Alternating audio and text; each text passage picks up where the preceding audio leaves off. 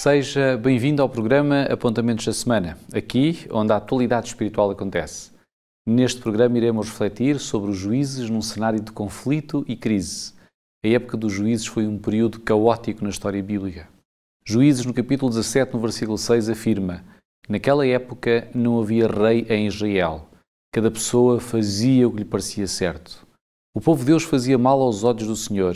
Este permitia que caíssem nas mãos de um opressor. O povo clamava a Deus e o Senhor suscitava um libertador que trazia paz à terra. E o mesmo ciclo triste voltava a repetir-se de forma ininterrupta. Para desenvolver este assunto, contaremos uma vez mais com a colaboração do pastor Ilídio. Mas como é nosso hábito e apanágio, nós vamos dar início a esta recapitulação da lição, realizando uma oração ao nosso Deus. Bendito Deus, eterno Pai, é num sentimento de reverência que nesta hora, aqui neste estúdio, mas também todos aqueles que nos assistem, que inclinamos o nosso rosto para louvar aquele que criou os céus e a terra. Obrigado porque, através da oração, ainda hoje podemos marcar uma audiência no trono do universo e podermos falar face a face com aquele que nos criou. E é através dos méritos do sangue de Jesus Cristo que temos a oportunidade de o fazer. Por isso, Senhor, te pedimos que nesta hora nos purifiques, nos limpes de todo o mal, para que possamos estar em pé diante de Ti.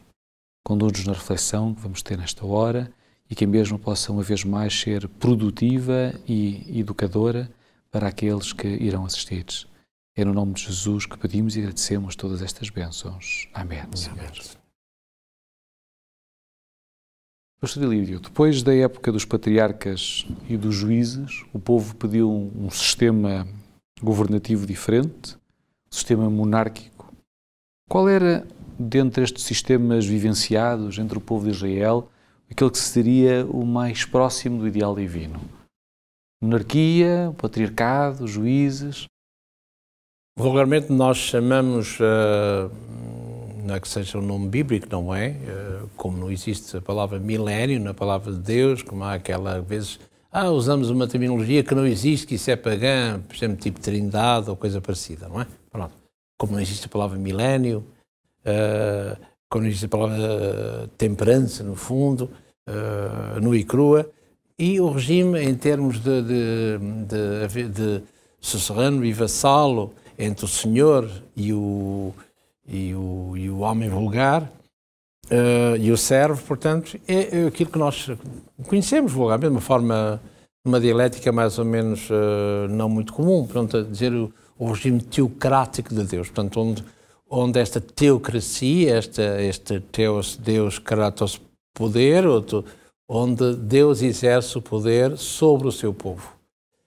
E é evidente que quando o povo vai dizer a Samuel, nós queremos um rei, uma monarquia humana, como os povos em redor têm, portanto estamos a decrescer, estamos a abandonar Deus para um sistema meramente humano e falível e totalmente, e caótico também.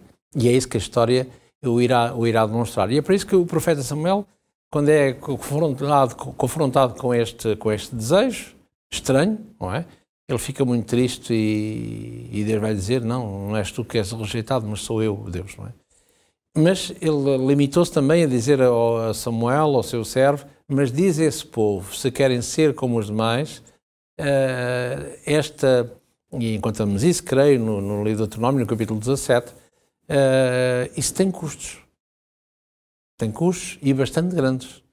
Mas queremos um rei. Pronto, muito bem. Só que, tempo depois, eles tentaram voltar com a palavra atrás, mas já era tarde demais, não é assim? Portanto, quando o povo de Deus tem como Deus, como seu líder, Deus, tudo se conserta e tudo se arranja.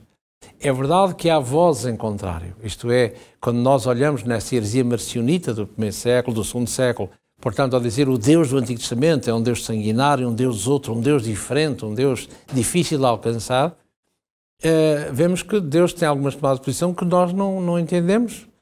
E porquê? Porque o nosso tempo, quer queiramos, quer não, o nosso tempo é limitado. Nós estamos limitados a um tempo e um espaço. O nosso tempo é o aqui e agora.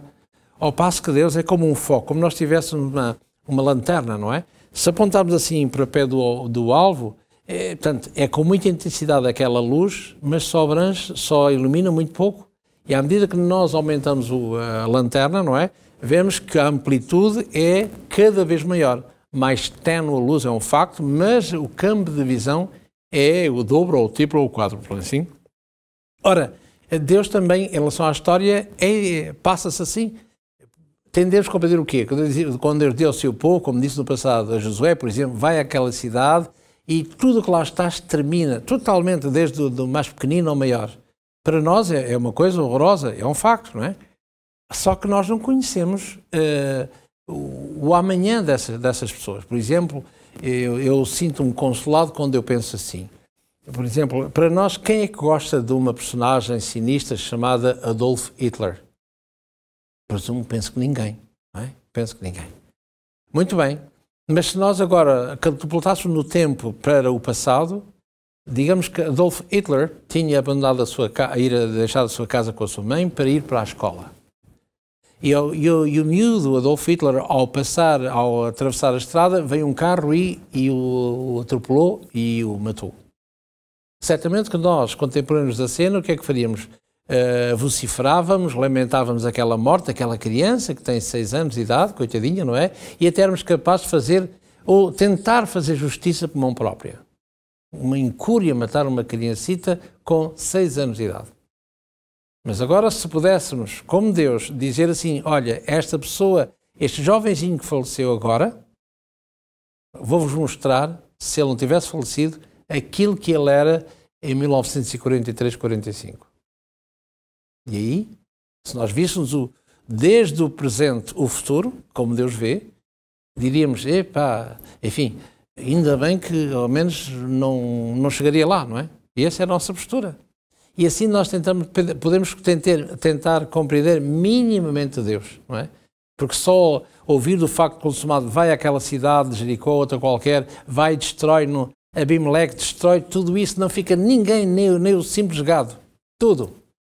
Que horror, mas que Deus tão, não é? Tanto que nós vemos... Ainda que possamos pôr umas lentes humanas, esta questão da teodiceia e da justiça de Deus terá muito pano para mangas um dia na eternidade, não é? Para poder investigar a justiça de Deus. Estamos sempre limitados, não é? O nosso ângulo de visão é curtíssimo, não é? Então, mas quer isto dizer, Pastor Ilídio, mesmo que o sistema teocrático fosse vigente, era necessário uma forma de organização.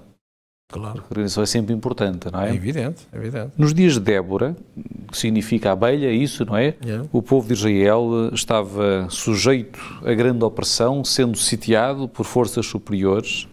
Será que nós podemos estabelecer um paralelo entre o ministério de Débora enquanto juíza e o capítulo 12 do Apocalipse? Será que podemos fazer aqui alguma ligação? No tempo dos juízes, como há pouquinho falou na introdução desta lição, e muito bem, não é? E os juízes fala exatamente nisso, que naquela altura tal era o aspecto caótico, cada um fazia o que lhe parecia bem aos seus olhos. E de Deus suscitar diversos ditos juízes no povo de Deus, para que os pudesse minimamente conduzir e que eles sentissem que havia um líder dentro do grande conflito que iriam sentir a par e passo onde quer que eles se encontrassem. E esse grande conflito transpassa quer o Antigo Testamento desde o início do Gênesis, não é? Esse proto-evangelho em Gênesis 3, verso 15, até ao fim da Sagrada Escritura, que é o livro da Revelação ou do Apocalipse. E em particular, por exemplo, no capítulo 12 e no capítulo 13, mas neste caso no capítulo 12, onde fala de novo esse dragão que irá tentar anular a mulher, a semente da mulher na pessoa de Jesus. Portanto, o conflito continua sempre a existir e é necessário que Deus tenha sempre uma salvaguarda para que, quando tudo parecia perdido, não é? Sem qualquer remédio, sem qualquer retorno, eis que há sempre uma esperança. Por isso é que, ao nome de Jesus, a pessoa de Jesus, o nome de Jesus era um nome tradicional e clássico e comum nos dias de Jesus, no primeiro século. Mas é carregado tremendamente de significado este Yoshua, o Senhor salva, ou este Jesus o nome de Emanuel, esse Deus connosco, connosco está Deus, não é assim? Ou seja, Deus há toda uma trajetória humana, mas antes que se torne tudo tão caótico, sem qualquer solução, Deus apresenta sempre a solução. Quando parece que tudo está a declinar, aparece sempre alguém, por Deus, não é? Que vai a repor todas as coisas. E quer no Éden, quer no dilúvio, Quando a semente de Deus parece que está a ser totalmente exterminada da terra, eis que aparece. E eis que aparece a salvação motivada por Deus. E não é por acaso, no último livro da Palavra de Deus, que é a Revelação, ou Apocalipse, aparece um grupo que a Bíblia conhece como os tais 144 mil. Assim, independentemente se são simbólicos ou são literais, parece que são mais literais, são mais simbólicos que outra coisa, com certeza, mas depende da opinião de cada um, como não vamos aqui, a nossa opinião é esta e ninguém pode pensar diferente de nós, com certeza que não. Mas vemos o quê? Vemos aí quando a última geração desta terra, aquela mais degradada, onde o pecado tem o maior peso, são esses que seguem incondicionalmente o Cordeiro para onde quer que vá. E acerca da nossa juíza, e sobretudo tendo em conta o contexto patriarcal em que ela desenvolve o seu ministério, não deixa de ser interessante sabermos que o ser humano desenvolve-se do polo masculino, feminino, é assim que nasce, desenvolve-se também desta complementaridade da masculinidade e da feminilidade. As senhoras também são precisas nas escolas, nos parlamentos, nas indústrias, nas empresas, inclusive estabelece cotas de representação feminina. Será que podemos ver também esta inclusão da parte de Deus ao integrar uma mulher, sobretudo em dias e numa conjuntura em que eram os homens que normalmente assumiam estas funções? Não esqueçamos, meu prezado jovem, diríamos assim, não é? Que é muito jovem, jovem, mas promissor. Não esqueçamos de uma coisa, é que essas hierarquias, vamos chamar assim, se eu não estou a lavrar em erro, foram os homens que a criaram. Porque Deus, quando criou aquilo que nós chamamos vulgarmente mulher, não é? Para ver essa diferenciação, e graças a Deus por isso, entre o homem, não é? Deus vai criá-la, na terminologia que nós encontramos no livro do Gênesis, vemos aqui esta que é a varoa, esta que é o ish, que é o homem, de posse, de aquisição. Ela vai chamar aquela que é a varoa, ou seja, a isha. Portanto, temos o homem e a homem. O que se diz na linguagem portuguesa, substantivos epicêntos ou comuns de dois. Não é já nós não dizemos, quando vamos ao zoológico, não é? Temos ali um elefante e uma elefanta. Dizemos o elefante macho e o elefante fêmea. Ora, aos olhos de Deus, o homem e a mulher são iguais, só que em funções diferentes. E graças a Deus por isso. É? Ao passo que aos olhos do homem, não. O homem é aqui e a mulher é... E depende da sociedade a que estivemos a falar.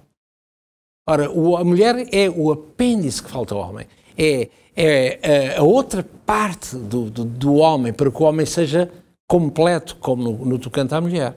Portanto, Deus não tem o menor problema de suscitar mulheres, seja profetisas, seja, neste caso, juízas, seja o que for, para liderar o seu povo. E convenhamos, cá entre nós homens, não é? Convenhamos que elas, muitas vezes, nessa matéria, são muito melhores, mais carismáticos que o próprio homem, não é?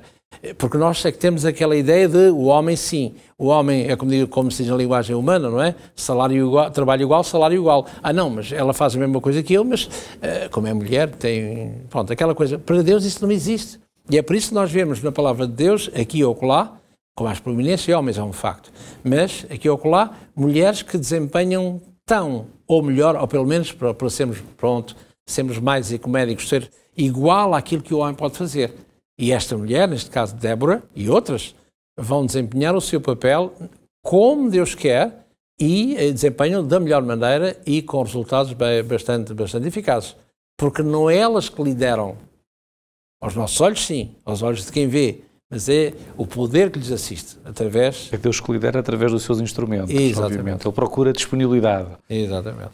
Depois de Débora, Deus vai suscitar um novo juiz, Gideão. E no capítulo 6 de Juízes nós encontramos todo um redimensionar deste ministério. E que elementos é que são estes que vão catapultar o ministério de Gideão por parte do anjo do Senhor? Aqui há coisas que quando nós lemos Gideão e outros, estão a lembrar, por exemplo, do rei Ezequias, não é? Como é que estas pessoas se atrevem, ou melhor, como é que Deus permite que o homem possa mercandear, se é assim que se diz, negociar com Deus, não é? Gideão, o anjo do Senhor, ou seja, Jesus, Cristo, este Malach Yahvé, o enviado de Deus, vai ter com ele e vai dizer, varão valoroso. Vais no poder que tu tens. E quando ele vai dizer, portanto, Juízes 6, no verso 15 em particular, quando ele diz, a minha casa, quem sou eu para eu corresponder àquilo que estás a dizer? Quem sou eu? A minha casa é a mais pobre de Israel. A minha família não tem nada, a minha família é idólatra. Como é que me escolhes a mim? Vai com a força que tu tens, que alguém te ajudará. Eu. Que aí no texto, nós vimos bem, se tivermos com atenção, passa de anjo do Senhor, portanto este Malach Yahvé, para Yahvé purissimamente, e o Senhor. Assim como acontece no Gênesis 22 com Abraão, não é? Abraão, sim Senhor, o que é que tu queres de mim? E passa do anjo do Senhor para Senhor. Bom. Pelo que está implícito, ainda que o texto não revele de forma explícita, perguntar-lhe quem é o anjo do Senhor?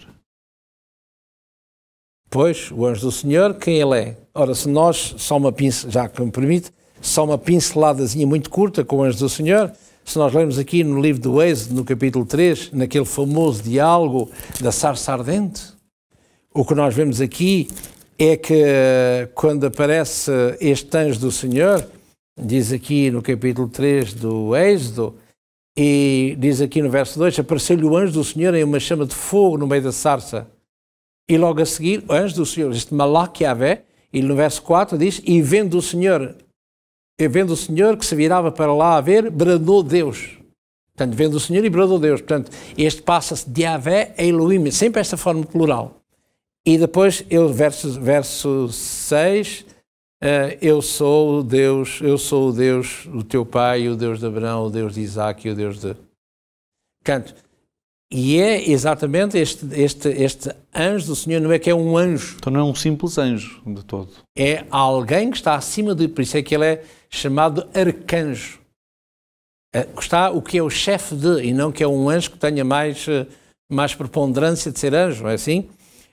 Um outro dentro deste contexto...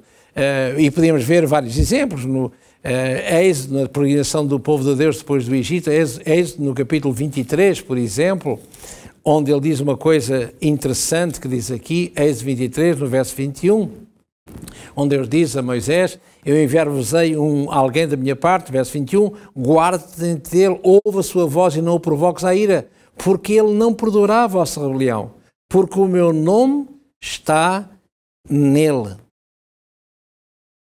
O meu nome está nele, que é no anjo? Não pode ser.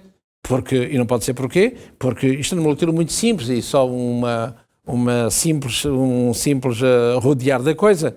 Se nós lermos aqui o profeta Isaías, por exemplo, no capítulo 42, para nós vermos o que é que Deus diz assim. Aqui diz que o meu nome está nele. Portanto, deves olhar para ele como tal, como se olhasses para mim. E diz aqui, eu sou o Senhor, Isaías 42, verso 8, eu sou o Senhor, eu sou Yahvé, e este é o meu nome e a minha glória, pois a outra não darei, nem o meu louvor às imagens de escultura. O meu nome não darei a ninguém. Mas aqui o meu nome está nele. Eu e ele somos eu. Diferentes entidades, mas com o mesmo poder da idade. Ora, e vemos aqui que ele vai dizer, agora fechando este pequeno parênteses, não é assim? Ele vai dizer que vai com a força que tu tens. E é isso que o texto, como dizia há pouquinho, como é que é possível Deus permitir que se possa negociar. Ele diz, tu queres que eu vá lutar contra os midianitas? Muito bem, eu vou, mas é preciso que eu tenha um sinal da tua parte. Mesmo assim. E o que é? Olha, há um novelo de lã, há um fio de lã assim, no meio da eira, no meio do chão, pois bem, se a lã estiver molhada e o chão todo seco à volta, então realmente é assim. E ele vê, confirma que é, mas depois, não, façamos ao contrário, que haja tudo molhado à volta e o novelo seco, ou o novelo molhado e à volta o terreno seco. E ambas as coisas aconteceram. Como é que Deus, e já não falando no rei Ezequias, não é? Aquilo que é necessário que o sol pare, diríamos nós, não é? Como é que Deus permite que isso aconteça? É qualquer coisa que nos transcende, não é assim? Não só parece que falta de fé, não é? Mas Deus é tão grande, que permite essa negociata, permitam dizer assim, não é assim? para a gente ver, para nós podermos ver e entender minimamente, sei que é entendível da nossa parte, o quanto Deus grande é, o quanto Deus é misericordioso. Aliás, e é essa coisa, só para terminar, e é isso que Jonas fez, não é? Eu fui, tu disseste que era para ir para o norte, Nínive. Não, eu vou para Tartessos, que é o sul de Espanha. É para lá que eu vou. Põe-me no tal porão, eu vou. Não é? E porquê? Porquê que tu foste para lá? Porque ele diz isso no capítulo 4, não é? No verso 1, onde ele diz, porque eu sabia quem tu eras. Eu não queria passar por um falso profeta. O ira do Senhor. Mas como tu és bom e amoroso, eles vão se arrepender e quem passa por falso profeta sou eu. Eu não queria passar por essa vergonha. Não é? Este é o Deus que nós amamos. É o Deus que se mostra a cada um de nós através da sua palavra. Temos aqui ainda duas questões para serem tratadas muito rapidamente. Sim. O anjo do Senhor novamente tem uma intervenção, neste momento junto a Manoá. Manoá foi pai de Sansão. Foi-lhe configurado uma existência de nazireu desde o seu nascimento. Mas a realidade é que, apesar de Sansão constar na galeria de Hebreus 11, será que ele atingiu todo o seu potencial enquanto juiz? Podíamos dizer hoje, na linguagem juvenil, que ele seria o Terminator, o exterminador implacável de filisteus. Mas será que ele alcançou todo o ideal de Deus? Não, ele ficou, apesar de constar na galeria de heróis da fé, Hebreus 11, ele ficou, obviamente, à luz do texto, aquilo que podemos ver no texto, ele ficou, para não dizer muito aquém do plano que Deus tinha para ele. É verdade que ele fez coisas motivado pelo Espírito do Senhor, como diz o texto. Vai para ali, vai para lá, como o pai dele, Manoá, dizia, mas meu Deus, será que tu, Sansão, não tens uma mulher em todo o Israel? Tens que ir ao encontro das prostitutas, ao encontro dos filisteus, não tens uma... E como humanos não dá para entender, e como pais que somos, não dá para entender isto, não é? Mas o Espírito de Deus o vai impulsionar para... E os olhos que ele utilizou enquanto luxúria, enquanto ganância, aconteceu depois qualquer coisa a esses mesmos olhos no final, não foi? Todos nós sabemos que esses olhos foram... infelizmente a sensualidade excessiva, vazados, não é assim? Totalmente vazados, mas eu gostava de ler aqui onde ele diz aqui, estou a ler Juízes no capítulo 14, que é o caso de Sansão, onde ele diz ao pai, toma-me aquela por mulher. Diz, meu filho, porquê? Não há mulheres em Israel, é? Ele diz, tomai-me esta, porque ela agrada aos meus olhos. Prazer da carne. E quando um jovem, toda a sua conduta é de uma forma, vamos dizer sensual, mas de uma forma meramente de sentimentos, não vamos a lado nenhum. E é por isso que Sansão vai ficar com todo aquele potencial que Deus lhe deu, não só por ser nazireu, este voto de nazireu, ou seja, que não se corta cabelo, que não há bebida alcoólica. Pois bem, mesmo assim, ele é verdade que extermina mais filisteus no templo do Deus Dagon do que no seu ministério de juiz. Mas o certo é que Deus podia fazer grandes coisas com este grande homem se a carne não estivesse em primeiro lugar. Porque mesmo o corte de cabelo por Dalila significava que o Espírito Santo se tinha retirado dele. Mas Deus vai mostrar que a sua força não está no cabelo, a sua força está em obedecer à sua vontade. E que sem cabelo, sem olhos, fez o que fez naquele tempo de Dagon. Não é? Aquilo lá está, se me permite, só um pequeno parênteses, é como na árvore do Jardim do Éden, não é? Gênesis no capítulo 2, a partir do verso 15. O problema não está em comer. O problema não está em tocar na árvore. O problema não está em apropriar-se do fruto. O problema está porque é uma árvore comum como outro qualquer, de frutos luxuriantes como as outras árvores que tinham. As outras 100 árvores, faz de conta, faz o que era 100. Apenas um símbolo. Um símbolo somente, não é? O está é em desobedecer. Tu não me viste criar nada, para não, Adão, quando chegaste cá já estava o mundo, não é? Tu não viste criar Eva, quando tu abriste os olhos ela já estava ao teu lado. Mas eu sou o teu Criador. Aceitas isso ou não? É obediência. Última questão em 15 segundos, se é que é possível. Nós encontramos na história bíblica uma mulher, ou uma outra mulher, Ruth, estrangeira, moabita, O que é que ela tem de ligação com a árvore genealógica de Jesus Cristo? Devido à sua sogra, Ruth, não é? E ela era moabita, é o facto. Mas as nacionalidades, é verdade, talvez se apanha parte pelo todo, é um facto. Mas ela vai dizer à sua sogra, tu queres que eu me vá? Não, senhor. O teu Deus é o meu Deus. O teu povo é o meu povo. E Deus deve ter um plano para mim e para ti. E é por isso que ele encontra aquele Goel, aquele homem, aquele Boaz, aquele homem que é o remidor. Esse Goel, onde curiosamente tem toda vai a descendência de Jesus. Ele vai ter um filho, esse filho vai ter Jessé vai ter mais tarde o que seria o rei Davi. Então temos aqui uma enxertação gentílica. Exatamente. E se nós lermos as genealogias, quer de Mateus, por exemplo, o que é que nós vemos? Vemos prostitutas e vemos gente de má porte. Como Raab, por exemplo. Não é? Por exemplo, de Jericó. Ora, e isso mostra o quê? Mostra que a palavra de Deus existe. Através dos profetas de Deus, que não tem a ver com os judeus. O que é que Adão tinha de judeu? O que é que Abraão tinha de judeu? O que é que Moisés tinha de judeu? O que é que Jacob tinha de judeu? Zero. Portanto, não está o judaísmo em causa. Está em causa um povo, homens e mulheres, um povo. Gordinhos, magrinhos, altos, baixinhos, amarelos, azuis, verdes, encarnados, à riscas, que queiram pertencer e queiram fazer parte do povo de Deus tal qual. Ponto final. Não é? Ora, e isso é que Deus precisa de cada um de nós, independente da etnia, somos nós que os formamos. Para Deus não há raças, nem vermelha, nem branca, não sei o que isso é, nem azul, nem verde. Para Deus há uma raça humana. Ponto final. O seu povo, homens e mulheres, querem fazer a sua vontade. Paz na terra e boa vontade entre os homens. Para todos os homens. Obrigado, Pastor Ilídio. A história de Israel durante o período dos juízes é notável pelo seu claro ciclo de, em primeiro lugar, apostasia, segundo, opressão, terceiro, pedido de ajuda e quarto, intervenção divina. Os juízes eram indivíduos escolhidos por Deus como instrumentos para libertar Israel do seu sofrimento às mãos de poderes estrangeiros. A libertação tomava a forma de um conflito armado literal. O grande conflito manifestava-se em termos militares literais. É este tema que proporciona uma lente através da qual devemos ver os encontros brutais e violentos que deixam desconfortáveis as sensibilidades modernas, quando tentam imaginar como é que um Deus de amor pode permitir o morticínio de pessoas ou de populações.